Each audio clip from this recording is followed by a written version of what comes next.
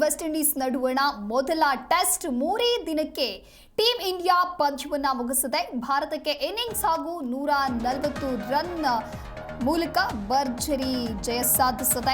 ಅಹಮದಾಬಾದ್ ಅಂಗಳದಲ್ಲಿ ಭಾರತ ಭರ್ಜರಿ ಬೌಲಿಂಗ್ ಅನ್ನ ಮಾಡಿದ್ದು, ಸಿರಾಜ್ಗೆ 3, ಕುಲ್ದೀಪ್ಗೆ 3 ಹಾಗೆ ಜಡೇಜಾಗೆ 4 ವಿಕೆಟ್. 3 ದಿನಗಳ ಅಂತರದಲ್ಲಿ 2 ಬಾರಿ ವಿಂಡೀಸ್ ಆಲ್ಔಟ್ ಆಗಿದೆ. ಅಹಮದಾಬಾದ್ನ ನರೇಂದ್ರ ಮೋದಿ ಸ್ಟೇಡಿಯಂನಲ್ಲಿ ನಡೆದ ವೆಸ್ಟ್ ಇಂಡೀಸ್ ವಿರುದ್ಧದ ಪಂದ್ಯದಲ್ಲಿ ಟೀಂ ಇಂಡಿಯಾ ಭರ್ಜರಿ ಜಯ ಸಾಧಿಸಿದೆ. ಈ ಪಂದ್ಯದಲ್ಲಿ ಟಾಸ್ ಗೆದ್ದು ಮೊದಲು ಬ್ಯಾಟ್ ಮಾಡಿದ ವೆಸ್ಟ್ ಇಂಡೀಸ್ ತಂಡವು ಮೊದಲ ಇನ್ನಿಂಗ್ಸ್ನಲ್ಲಿ ಕೇವಲ 162 ರನ್ಗಳಿಗೆ ಆಲ್ಔಟ್ ಆಗಿದ್ರು. ಇನ್ನು ಇದಕ್ಕೆ ಉತ್ತರವಾಗಿ ಪ್ರಥಮ ಇನ್ನಿಂಗ್ಸ್ ಆಡಿದ ಟೀಂ ಇಂಡಿಯಾ ಪರ ಕೆಎಲ್ ರಾಹುಲ್ 100 ಹಾಗೆ ಧ್ರುವ ಜುರೆಲ್ 125 ಹಾಗೆ ರವೀಂದ್ರ ಜಡೇಜಾ 104 ಶತಕ ಸಿಡಿಸಿದ್ರು. ಈ ಶತಕಗಳ ನೆರವಿನೊಂದಿಗೆ ಭಾರತ ತಂಡ ಮೊದಲ ಇನ್ನಿಂಗ್ಸ್ನಲ್ಲೇ 5 ವಿಕೆಟ್ ನಷ್ಟಕ್ಕೆ 448 ರನ್ ಗಳಿಸಿ ಡಿಕ್ಲೇರ್ ಘೋಷಿಸಿತ್ತು. ಮೊದಲ ಇನ್ನಿಂಗ್ಸ್ನಲ್ಲಿನೇ 286 ರನ್ಗಳ ಹಿನ್ನಡೆಯೊಂದಿಗೆ ದ್ವಿತೀಯ ಇನ್ನಿಂಗ್ಸ್ ಆರಂಭಿಸಿದ ವೆಸ್ಟ್ ಇಂಡೀಸ್ ತಂಡವು ನಿರೀಕ್ಷಿತ ಆರಂಭವನ್ನು ಪಡೆದಿರಲಿಲ್ಲ. ಕೇವಲ 24 ರನ್ ಗಳಿಸುವಷ್ಟರಲ್ಲೇ ಆರಂಭಿಕರಾದ ತೇಜಸ್ವಿ ಚಂದ್ರಪಾಲ್ ಹಾಗೆ ಜಾನ್ ಕ್ಯಾಂಪ್ವೆಲ್ 14 ಪೆವಿಲಿಯನ್ ಸೇರಿದ್ರು. ಇದರ ಬೆನ್ನಲ್ಲೇ ಬ್ರ್ಯಾಂಡನ್ ಕಿಂಗ್ ಸಹ ವಿಕೆಟ್ ಅನ್ನು ಒಪ್ಪಿಸಿದ್ರು. ಇನ್ನು ನಾಯಕ ರೋಸ್ಟನ್ ಚೇಸ್ 1 ಹಾಗೆ ಶಾಯ್ ಹೋಪ್ 1 ಬಂದ ವೇಗದಲ್ಲೇ ಅವರು ಹಿಂದಿರುಗುತ್ತಾರೆ. ಈ ಹಂತದಲ್ಲಿ ಜೊತೆಗೂಡಿದ ಅಲಿಕ್ ಅತಿನಾಜ್ ಹಾಗೂ ಜಸ್ಟಿನ್ ರೀವ್ಸ್ 50 ರನ್ಗಳ ಜೊತೆ ಆಟವಾಡಿದ್ರು. ಇದೇ ವೇಳೆ ಮತ್ತೆ ದಾಳಿಗಿಳಿದ ವಾಷಿಂಗ್ಟನ್ ಸುಂದರ್ ಅಲಿಕ್ ಅತಿನಾಜ್ 38 ವಿಕೆಟ್ ಕಬಳಿಸುವಲ್ಲಿ ಯಶಸ್ವಿಯಾದರು. ಇನ್ನು ಇದರ ಬೆನ್ನಲ್ಲೇ ಜಸ್ಟಿನ್ ರೀವ್ಸ್ 25 ಹಾಗೆ ಜೋಮಿಲ್ ವಾರಿಕನ್ ವಿಕೆಟ್ ಕಬಳಿಸಿ ಮೊಹಮ್ಮದ್ ಸಿರಾಜ್ ಟೀಂ ಇಂಡಿಯಾಗೆ ಬ್ಯಾಕ್ ಟು ಬ್ಯಾಕ್ ಯಶಸ್ಸನ್ನ ತಂದುಕೊಟ್ರು. ಇನ್ನು ಜೋಹನ್ ಲೇನ್ 14, ರವೀಂದ್ರ ಜಡೇಜಾಗೆ ವಿಕೆಟ್ ಅನ್ನು ಒಪ್ಪಿಸ್ತಾರೆ. ಇದರ ಬೆನ್ನಲ್ಲೇ ಕುಲ್ದೀಪ್ ಯಾದವ್, ಜೇಡನ್ ಸೀಲ್ಸ್ 22 ವಿಕೆಟ್ ಅನ್ನು ಪಡೆದ್ರು. ಇದರೊಂದಿಗೆ ವೆಸ್ಟ್ ಇಂಡೀಸ್ ತಂಡವು ದ್ವಿತೀಯ ಇನ್ನಿಂಗ್ಸ್ನಲ್ಲಿ ಕೇವಲ 146 ರನ್ಗಳಿಗೆ ಆಲ್ಔಟ್ ಆಗಿದೆ. ಈ ಮೂಲಕ ಟೀಂ ಇಂಡಿಯಾ ಇನ್ನಿಂಗ್ಸ್ ಹಾಗೂ 140 ರನ್ಗಳ ಭರ್ಜರಿ ಜಯ ಸಾಧಿಸಿದೆ. ಈ ಗೆಲುವಿನೊಂದಿಗೆ ಭಾರತ ತಂಡವು 2 ಪಂದ್ಯಗಳ ಸರಣಿಯಲ್ಲಿ 1-0 ಅಂತರದ ಮುನ್ನಡೆಯನ್ನು ಪಡೆದುಕೊಂಡಿದೆ.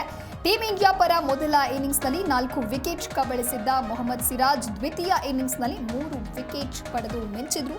ಇನ್ನು ರವೀಂದ್ರ ಜಡೇಜಾ ದ್ವಿತೀಯ ಇನ್ನಿಂಗ್ಸ್ನಲ್ಲಿ 4 ವಿಕೆಟ್ ಪಡೆದ್ರು. ಹಾಗೆ ಕುಲ್ದೀಪ್ ಯಾದವ್ 3 ವಿಕೆಟ್ ಕಬಳಿಸಿ ಮಿಂಚಿದ್ರು. ಒಟ್ಟಾರೆಯಾಗಿ 3ನೆಯ ದಿನಕ್ಕೆ ಟೀಂ ಇಂಡಿಯಾ ಪಂದ್ಯ ಮುಗಿಸಿದೆ. ಭಾರತಕ್ಕೆ ಇನ್ನಿಂಗ್ಸ್ ಹಾಗೂ 140 ರನ್ ಭರ್ಜರಿ ಜಯ ಸಾಧಿಸಿದೆ.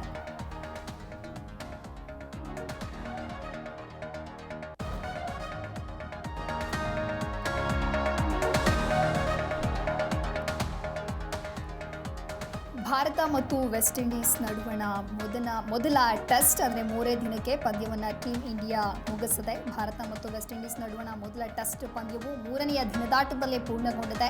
ಅಹಮದಾಬಾದ್ನಲ್ಲಿ ನಡೆದಂತಹ ಈ ಪಂದ್ಯದಲ್ಲಿ ಭರ್ಜರಿ ಪ್ರದರ್ಶನ ನೀಡಿದ ಭಾರತೀಯ ಬೌಲರ್ಗಳು ವೆಸ್ಟ್ ಇಂಡೀಸ್ ತಂಡವನ್ನು 3 ದಿನಗಳ ಅಂತರದಲ್ಲಿ 2 ಬಾರಿ ಆಲ್ಔಟ್ ಮಾಡುವಲ್ಲಿ ಯಶಸ್ವಿಯಾಗಿದ್ದಾರೆ. ಅಹಮದಾಬಾದ್ನ ನರೇಂದ್ರ ಮೋದಿ ಸ್ಟೇಡಿಯಂನಲ್ಲಿ ನಡೆದ ವೆಸ್ಟ್ ಇಂಡೀಸ್ ವಿರುದ್ಧದ ಪಂದ್ಯದಲ್ಲಿ ಟೀಂ ಇಂಡಿಯಾ ಭರ್ಜರಿ ಜಯ ಸಾಧಿಸಿದೆ. ಇನ್ನು ಈ ಪಂದ್ಯದಲ್ಲಿ ಟಾಸ್ ಗೆದ್ದು ಮೊದಲು ಬ್ಯಾಟ್ ಮಾಡಿದ ವೆಸ್ಟ್ ಇಂಡೀಸ್ ತಂಡವು ಮೊದಲ ಇನ್ನಿಂಗ್ಸ್ನಲ್ಲೇ ಕೇವಲ 162 ರನ್ಗಳಿಗೆ ಆಲ್ಔಟ್ ಆಗಿದ್ರು.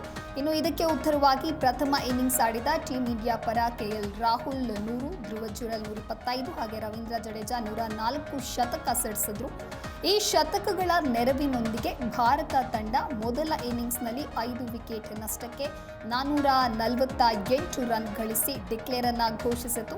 ಇನ್ನು ಮೊದಲ ಇನ್ನಿಂಗ್ಸ್ನಲ್ಲಿನ 286 ರನ್ಗಳ ಹಿನ್ನಡೆಯೊಂದಿಗೆ ದ್ವಿತೀಯ ಇನ್ನಿಂಗ್ಸ್ ಆರಂಭಿಸಿದ ವೆಸ್ಟ್ ಇಂಡೀಸ್ ತಂಡವು ನಿರೀಕ್ಷಿತ ಆರಂಭವನ್ನು ಪಡೆದಿರಲಿಲ್ಲ. ಕೇವಲ 24 ರನ್ ಗಳಿಸುವಷ್ಟರಲ್ಲಿ ಆರಂಭಿಕರಾದ ತೇಜಸ್ವಿ ಚಂದ್ರಪಾಲ್ 8 ಹಾಗೆ ಜಾನ್ ಕ್ಯಾಂಪ್ಬೆಲ್ 14 ಪೆವಿಲಿಯನ್ ಸೇರಿದ್ರು. ಇದರ ಬೆನ್ನಲ್ಲೇ ಬ್ರ್ಯಾಂಡನ್ ಕಿಂಗ್ 5 ಅಂದರೆ ವಿಕೆಟ್ ಅನ್ನು ಒಪ್ಪಿಸಿದ್ರು. ಇನ್ನು ನಾಯಕ ರೋಸ್ಟನ್ ಚೇಸ್ 1 ಹಾಗೆ ಶಾಯ್ ಹೋಪ್ 1 ಬಂದ ವೇಗದಲ್ಲಿ ಹಿಂತಿರುಗಿದ್ರು. ಈ ಹಂತದಲ್ಲಿ ಜೊತೆಗೂಡಿದ ಅಲಿಕ್ ಅತಿನಾಜ್ ಹಾಗೂ ಜಸ್ಟಿನ್ ರೀವ್ಸ್ 50 ರನ್ಗಳ ಜೊತೆ ಆಟವಾಡಿದ್ರು. ಇದೇ ವೇಳೆ ಮತ್ತೆ ದಾಳಿಗಿಳಿದ ವಾಷಿಂಗ್ಟನ್ ಸುಂದರ್ ಅಲಿಕ್ ಅತಿನಾಜ್ 38 ವಿಕೆಟ್ ಕಬಳಿಸುವಲ್ಲಿ ಯಶಸ್ವಿಯಾದರು.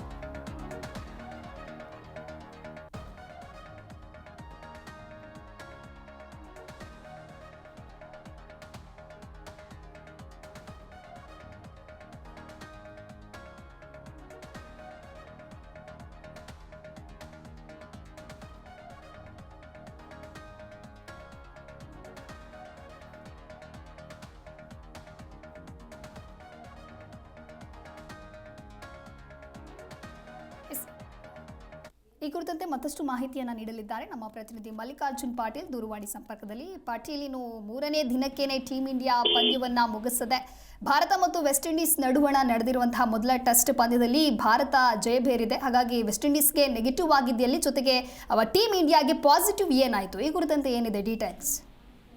ದಿವ್ಯದಾಸ್, ಏನು ಅಂತಂದ್ರೆ ಇತ್ತೀಚೆಗೆ ನಾವು ಏಷ್ಯಾ ಕಪ್ ನ ಗೆದ್ಕೊಂಡು ಬಂದಿದ್ವಿ ಪಾಕಿಸ್ತಾನದ ವಿರುದ್ಧ. ಫೈನಲ್ ಪಂದ್ಯದಲ್ಲಿ ಅಮೋಘ ಪ್ರದರ್ಶನವನ್ನ ಕೊಟ್ಟಂತಹ ಭಾರತ ಏಷ್ಯಾ ಕಪ್ ನ ಗೆದ್ಕೊಂಡು ಬಂದಿತ್ತು. ಅದಾದ ನಂತರನೇ ಕೆಲವೇ ದಿನಗಳಲ್ಲೇ ಈ ಒಂದು ವೆಸ್ಟ್ ಇಂಡೀಸ್ ಟೆಸ್ಟ್ ಸರಣಿಯನ್ನ ಇಟ್ಕೊಂಡಿತ್ತು. ಮೊದಲ ಪಂದ್ಯದಲ್ಲಿ ನಮ್ಗೆ ಏನಂತಂದ್ರೆ ವಿರಾಟ್ ಕೊಹ್ಲಿ ಅಥವಾ ರೋಹಿತ್ ಅವರ ಒಂದು ನಿವೃತ್ತಿಯ ನಂತರ ಆಡ್ತಾ ಇರುವಂತಹ ಟೆಸ್ಟ್ ಪಂದ್ಯ ಆಗಿತ್ತು. ಹೇಗೆ ಆಡ್ತಾರೆ ನಮ್ಮವರು ಅನ್ನುವಂತ ಒಂದು ಕುತೂಹಲ ಏರ್ಪಟ್ಟಿತ್ತು. ಬಟ್ ಮೊದಲ ದಿನಾನೇ ಭಾರತದ ಪರಾಕ್ರಮ ಮುಂದುವರಿಯಿತು. ಕೇವಲ ಅವರನ್ನ 148 ರನ್ಗಳಿಗೆ ಆಲ್ಔಟ್ ಮಾಡಿತ್ತು. ಅದಾದ ನಂತರ ಬ್ಯಾಟಿಂಗ್ ಆರಂಭಿಸಿದ ಭಾರತ ಅದ್ಭುತವಾದಂತಹ ಆರಂಭವನ್ನ ಪಡೆದುಕೊಂಡಿತ್ತು. KL ರಾಹುಲ್ ಆಗಿರ್ಬೋದು, ಆಮೇಲೆ ಧ್ರುವ ಜುರೇಲ್ ಆಗಿರ್ಬೋದು, ಒಂದು ಅಮೋಘವಾದಂತಹ ಶತಕದ ನೆರವಿನಿಂದ ಭಾರತ ಒಂದು ಬೃಹತ್ ಮೊತ್ತವನ್ನ ಪೇರಿಸಿತು. ಅದಾದ ನಂತರ ಬ್ಯಾಟಿಂಗ್ ಇಳಿದಂತಹ ವೆಸ್ಟ್ ಇಂಡೀಸ್ 3ನೇ ದಿನಕ್ಕೆ ಎಲ್ಲ ಆಲ್ಔಟ್ ತನ್ನ ಎಲ್ಲ ವಿಕೆಟ್ ಗಳನ್ನ ಕಳೆದುಕೊಂಡಿತು. ಭಾರತದ ಪರ ಬೌಲಿಂಗ್ ನಲ್ಲಿ ಮಿಂಚಿದಂತಹ ಜಡೇಜಾ ಆಗಿರ್ಬೋದು, ಸಿರಾಜ್ ಆಗಿರ್ಬೋದು, ಕುಲ್ದೀಪ್ ಆಗಿರ್ಬೋದು, ಅದ್ಭುತವಾದಂತಹ ಬೌಲಿಂಗ್ ನ ಮಾಡಿದ್ರು. ಭಾರತ ನಂಬರ್ 1 ಟೀಮ್ ಯಾಕೆ ಆಗಿದೆ ಅನ್ನೋದನ್ನ ಮತ್ತೊಮ್ಮೆ ನಿರೂಪಿಸಿದ್ರು. ಇದರೊಂದಿಗೆ ಭಾರತ ಈ ಒಂದು ಸರಣಿಯಲ್ಲಿ 1-0 ಅಂತರದ ಮುನ್ನಡೆಯನ್ನ ಕಾಯ್ದುಕೊಂಡಿದೆ. ಮುಂದಿನ ಪಂದ್ಯಗಳನ್ನು ಕೂಡ ಇದೇ ರೀತಿಯಾಗಿ ಗೆದ್ದು ಭಾರತ ಒಂದು ಸರಣಿಯನ್ನ ಸ್ವೀಪ್ ಮಾಡುವಂತಹ ಎಲ್ಲಾ ಸಾಧ್ಯತೆಗಳಿದೆ ಇಲ್ಲಿ. ದಿವ್ಯದಾಸ್, ಓಕೆ, ಥ್ಯಾಂಕ್ ಯು ಪಾಟೀಲ್ ನಿಮ್ಮೆಲ್ಲ ಮಾಹಿತಿಗಾಗಿ.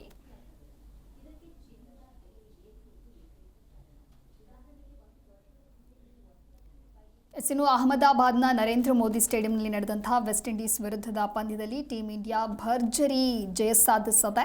ಇನ್ನು ಈ ಪಂದ್ಯದಲ್ಲಿ ಟಾಸ್ ಗೆದ್ದು ಮೊದಲು ಬ್ಯಾಟ್ ಮಾಡಿದಂತಹ ವೆಸ್ಟ್ ಇಂಡೀಸ್ ತಂಡವು ಮೊದಲ ಇನ್ನಿಂಗ್ಸ್ನಲ್ಲಿ ಕೇವಲ 162 ರನ್ಗಳಿಗೆ ಆಲ್ಔಟ್ ಆಗಿತ್ತು.